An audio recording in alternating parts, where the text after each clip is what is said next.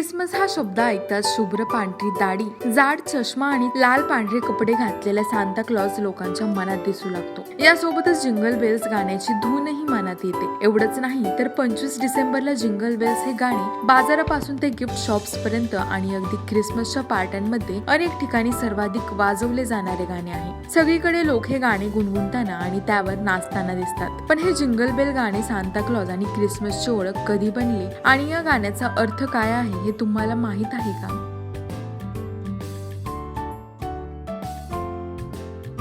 क्रिसमसच्या निमित्ताने जे गाणे प्रत्येक पार्टीची शोभा वाढवते त्याचा नाताळाशी काहीही संबंध नाही ना. या गाण्यात कुठेही क्रिसमसचा उल्लेख आहे. याशिवाय जिंगल बेल्स हे थँक्स गिव्हिंग गाणे आहे जे 1850 मध्ये जेम्स पियरपॉन्ट नावाच्या संगीत दिग्दर्शकाने लिहिले होते आणि हे गाणे 1857 मध्ये पहिल्यांदा सामान्य प्रेक्षकांसमोर गायले गेले होते. एवढंच नाही तर या गाण्याचे मूळ नावही जिंगल बेल नाही. जेम्स पियरपॉन्टने या गाण्याचे नाव वन हॉर्स ओपन स्लेई ठेवले आणि सुरुवातीला ते या नावाने ओळखले जात असे. पुढे 1890 पासून हे गाणे खूप प्रसिद्ध झाले आणि या काळात हे गाणे क्रिसमस गाणे म्हणून गायले जाऊ लागले.